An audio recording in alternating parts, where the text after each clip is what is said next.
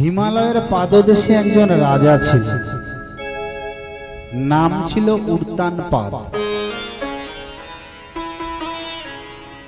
ধ্রুবর কথা যেহেতু বলবো তাই উর্তানপাদের কথা বলতে হবে। তবে ব্যাকগ্রাউন্ড একটু বলে দিলে ভালো হয়, কে কোথা থেকে এসেছে। সৃষ্টিকর্তা ব্রহ্মা এক অদ্ভুত রূপ ধারণ করেন, দুই ভাগে বিভক্ত হন। এক ভাগ হয় নারী আর এক ভাগ হয় পুরুষ। পুরুষ ভাগ যে হয় তার নাম হয় মনু, আর নারী ভাগটা যেদিকে হলো সেই নারীর নাম হলো শতরূপা। এই মনু আর শতরূপার দুইটি পুত্র সন্তান, তিনটি কন্যা সন্তান। পুত্র সন্তানদের মধ্যে ছিল উর্তানপাদ, আর একজন ছিল প্রিয়ব্রত।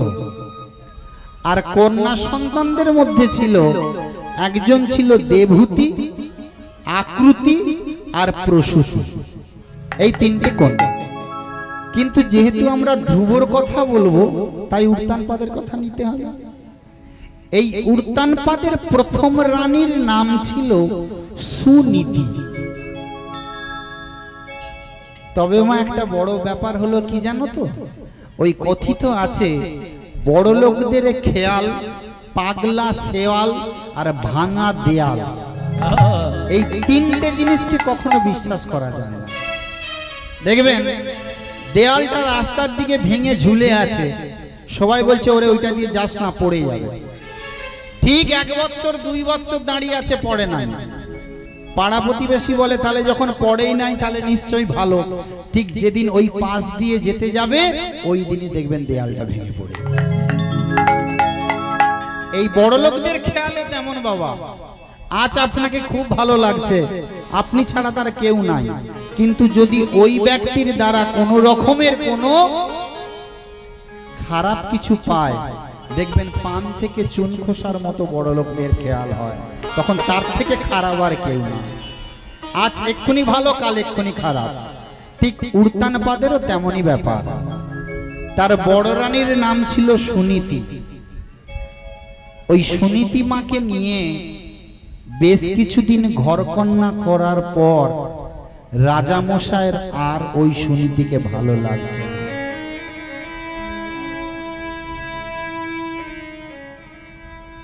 রাজমহলে মন্ত্রী বর্গী পেয়াদা সবাইকে খবর দিল, এই যে রাজসভায় আসা হোক, জরুরি তলব।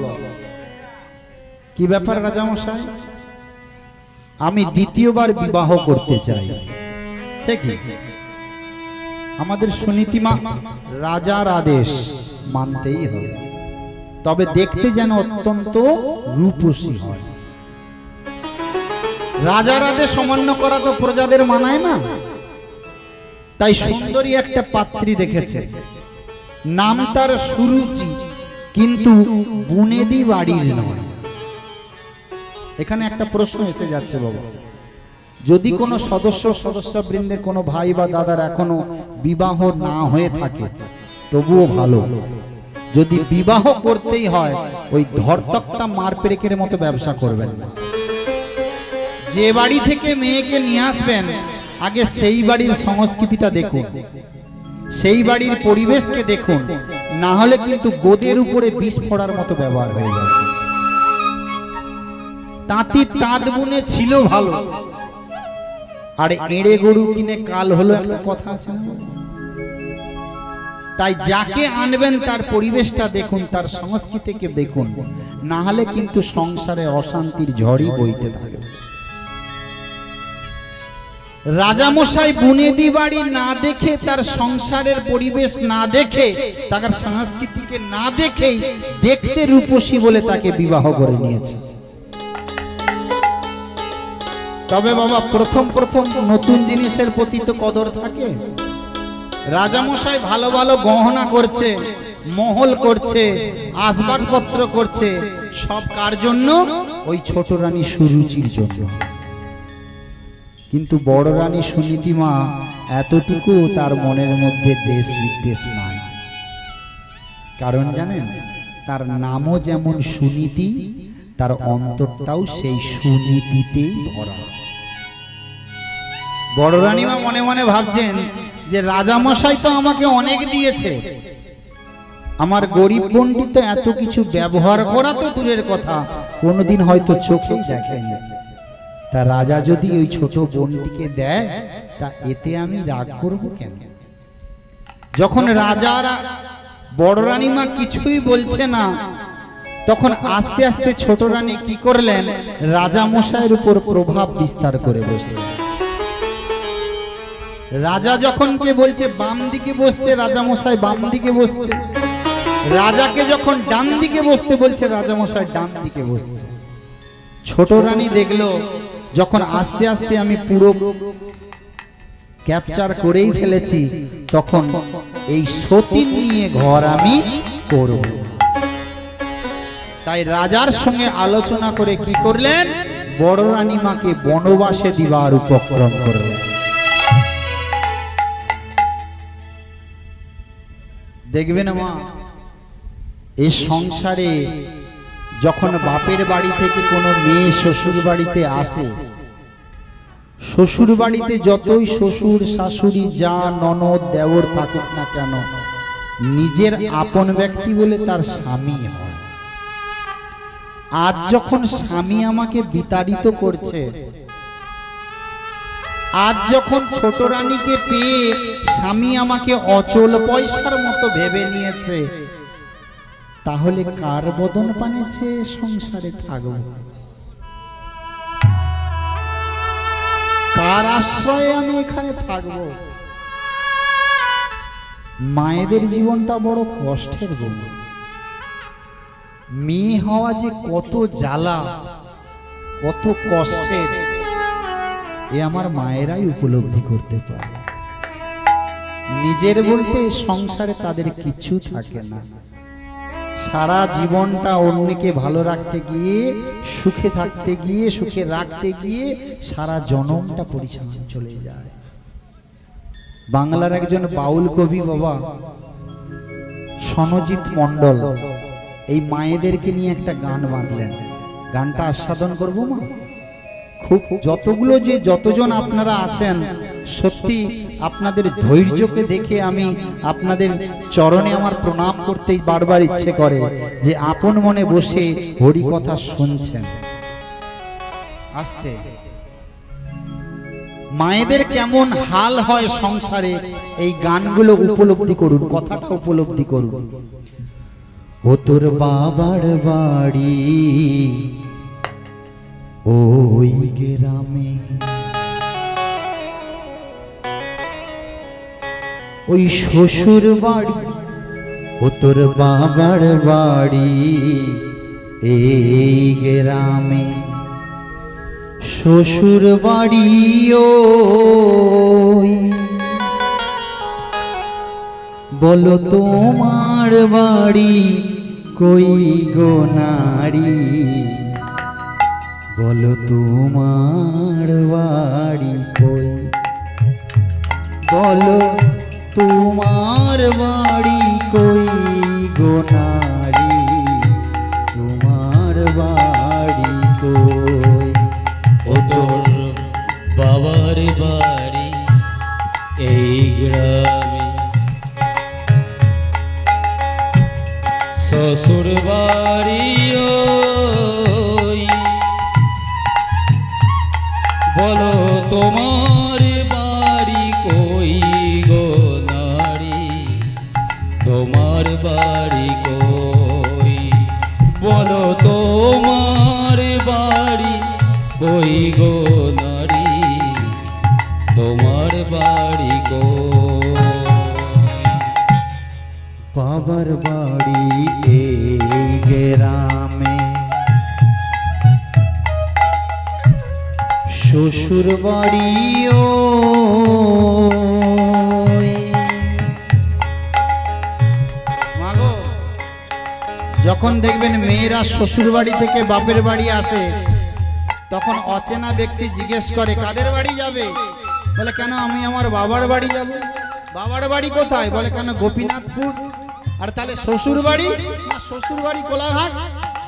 বলে তাহলে কোলাঘাটে যদি শ্বশুর বাড়ি হলো আর গোপীনাথপুরে যদি তোমার বাবার বাড়ি হলো, তবে তোমার বাড়ি কই গো নারী, তোমার বাড়ি কই, তবে তোমার বাড়ি কই গো নারী, তোমার বাড়ি কই। শিশুকালার শৈশব কাটে বাবার আশ্রয়ে, যৌবন কাটে স্বামীর কাছে শ্বশুরালয়ে। শিশুকালার শৈশব কাটে বাবার আশ্রয়ে, যৌবন কাটে স্বামীর ঘরে শ্বশুরালয়ে। ছোটবেলায় আমরা কোথায় থাকি বাবা? বাপের বাড়িতে।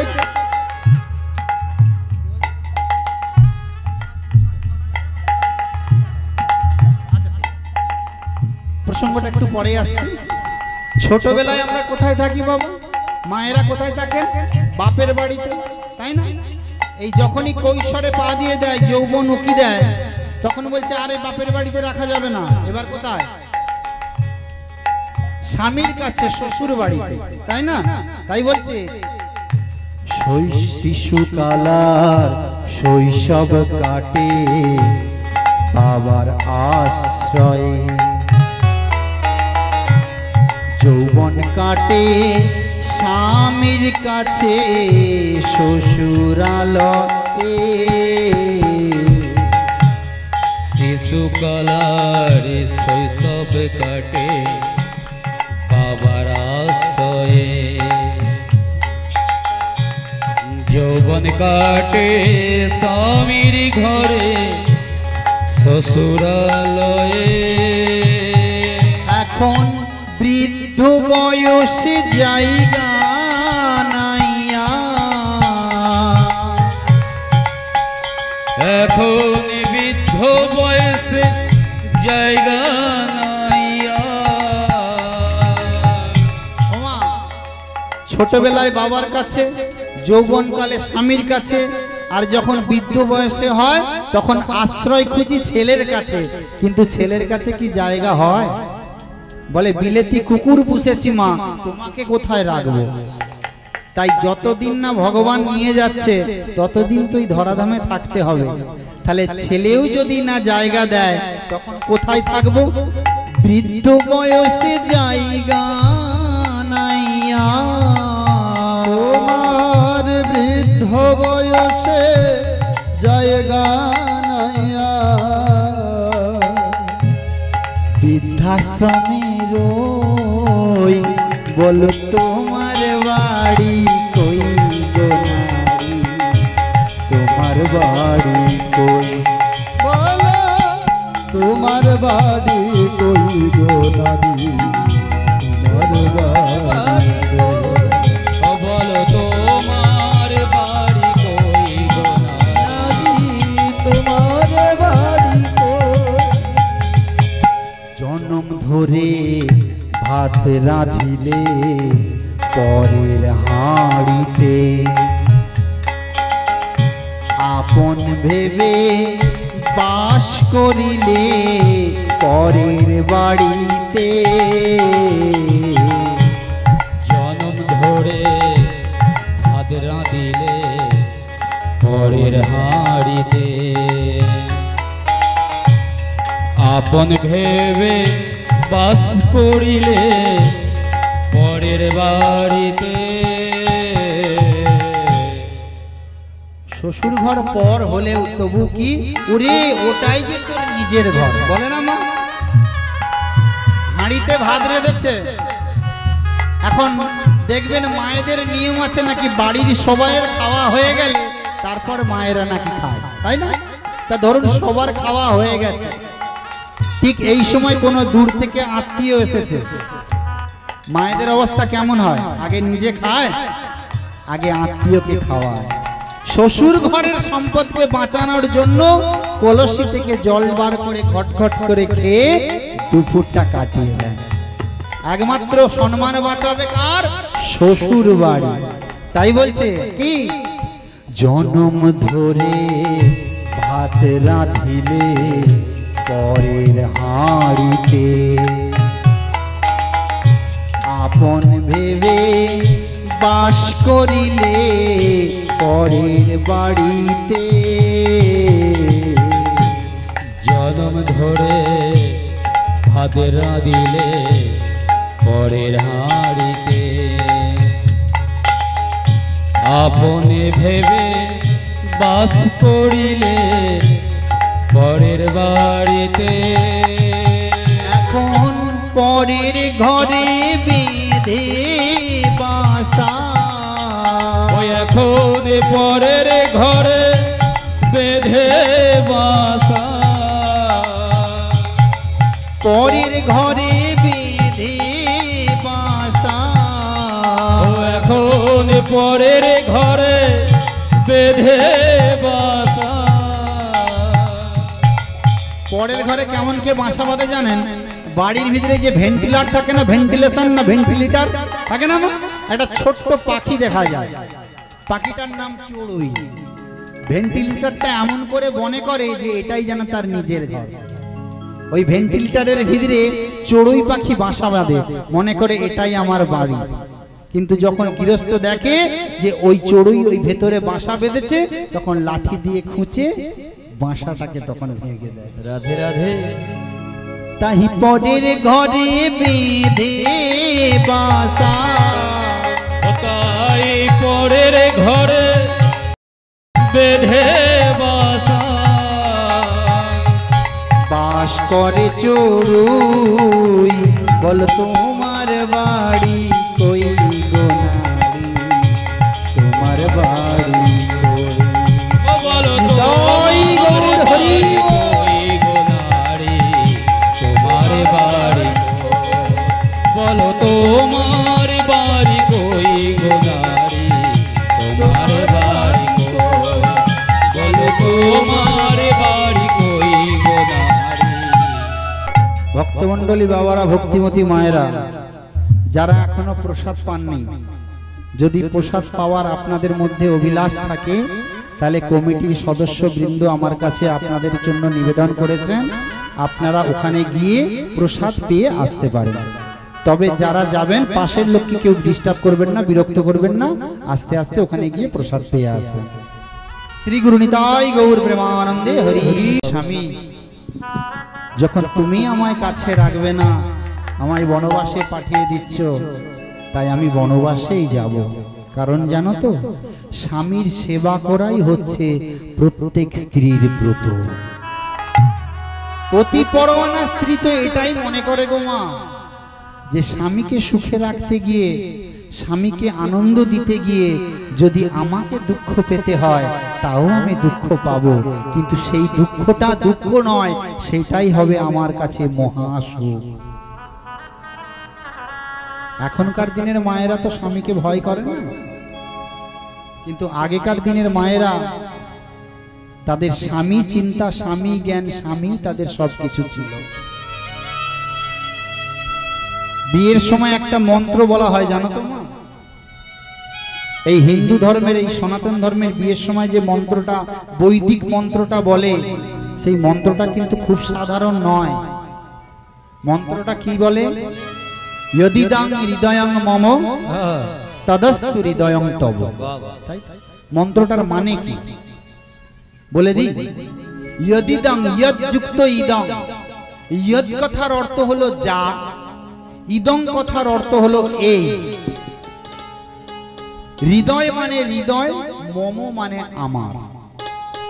তাহলে আমার এই যে হৃদয়, তথাস্তু তাই হোক, হৃদয়ং তব, হৃদয়ে তোমার। তাহলে আমার হৃদয়ের সঙ্গে তোমার হৃদয়ের যে মেলবন্ধন, একেই বলা হয় পরিণয় বা শুভ বিবাহ। স্ত্রীকে বলা হয় অর্ধাঙ্গিনী, বলে বলে স্বামীকে সুখ, যদি স্বামীর সুখ হয় তার অর্ধেক স্ত্রী, স্বামীর যদি দুঃখ হয় তাও অর্ধেক স্ত্রী পায়। তাহলে স্বামী আজ যখন তোমাকে সুখে রাখার জন্য আমায় বনবাসে যেতে হয়, তাহলে আমি বনবাসে যাব, কিন্তু তুমি যেন সুখে থাকো। আগেকার দিনের মায়েরা এই স্বামীকে কোথায় স্থান দিতে দেখুন। এই গানগুলো আপনারাও শুনেছেন, শুধু উপলব্ধি করুন কথাগুলো। এখনকার দিনের মায়েদের কথা বলছি না, আগেকার দিনে এখনো দেখেছি। কি গাইছে জানো না? পদকর্তা কি বলছেন? প্রাণ রমণ হৃদিভূষণ হৃদয় রতন প্রাণ রমণ হৃদিভূষণ হৃদয় রতন আমার প্রাণ রমণ হৃদিভূষণ হৃদয় রতন প্রাণ রমণ হৃদিভূষণ হৃদয় রতন আমার অন্তরে বাহিরে নিরাখি তোমারে মন মাঝে অন্তর জামি। ওই না প্রাণ রমণ হৃদিভূষণ হৃদয় রতন স্বামী। আরে প্রাণ রমণ হৃদিভূষণ হৃদয় রতন স্বামী। প্রাণ রমণ হৃদিভূষণ, হৃদি মানে হৃদয়, ভূষণ মানে অলঙ্কার। মায়েরা বলুন তো, এ সংসারের সব থেকে দামি সম্পদ কি? হিরে, সোনা, তাই তো মা? এগুলো আমরা কোথায় রাখি? শোকেসে বা আলমারিতে রাখি, রাখি তো? কিন্তু আগেকার দিনের মায়েদের কাছে সব থেকে দামি সম্পদ ছিল তাদের স্বামী। আলমারি বা শোকেসে রাখতো না, কোথায় রাখতো জানো না? এই হৃদয়ের মধ্যে। রাধে রাধে। এই হৃদয়ের মধ্যে রাখতো তাদেরকে, এত বড় দামি সম্পদ মনে ভাবতো। পদকর্তা আবার বলছে দেখুন কোথায় কোথায় তাদের স্বামীকে তারা স্থান দিত। আখির নয়ন মনি মন চিন্তা মনি। ওই নাই আখির নয়ন মনি মন চিন্তা মনি। আখির নয়ন মনি। আস্তে। এই দেখুন মা, এই জগতের দৃশ্যকে আমরা কি দিয়ে দেখি? চোখ দিয়ে দেখি। এই ধরুন চোখটা রেখে দিয়েছে, যদি ওখান থেকে মনিটা তুলে নিয়ে যায়, এই দৃশ্যাবলী আর দেখা যাবে? যাবে না। তাহলে চোখের মধ্যে মনি যেমন বড় দামি জিনিস, তেমনি মায়ের কাছে সেই মনির মতো দামি জিনিস হচ্ছে তার স্বামী। আখির নয়ন মনি মন চিন্তা মনি। আখির নয়ন মনি মন চিন্তা মনি। মরমের অনুভূতি স্মৃতির স্মরণী। এক প্রাণ এক টানে তুমি আর আমি, অন্তর জামি। ওই না প্রাণ রমণ হৃদিভূষণ হৃদয় রতন স্বামী। প্রাণ রমণ হৃদিভূষণ হৃদয় রতন স্বামী। আমার হৃদয় রতন স্বামী। আমার হৃদয় রতন স্বামী। আজ এত সুখ দুঃখের পাশে তোমার কাছে থেকে যখন আমার দাম তোমার কাছে কিছুই রইল না, যখন আমার অবস্থা অচল পয়সার মতোই হয়ে গেল, স্বামী এই অচল পয়সাই তোমাকে দাম দেবে, আমি তোমার জন্য বনবাসেই চলে যাব, আমি এখানে থাকব না। এই বলে মা স্বামী সুখ ছেড়ে, রাজ্য সুখ ছেড়ে ওই বনবাসেই চলে যাচ্ছে। এদিকে স্থানীয় প্রজারা খবর পেয়েছে যে তাদের আরাধ্য পূজিত সুনীতি মা নাকি রাজ্য ছেড়ে বনবাসে চলে যাচ্ছে। শুনতে পেয়ে চিৎকার করতে করতে প্রজাবাসীরা ছুটে আসছেন, মা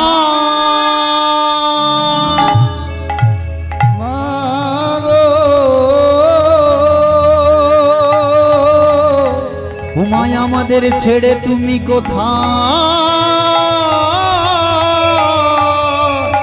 চলে যাও? তুমি যেও না মা,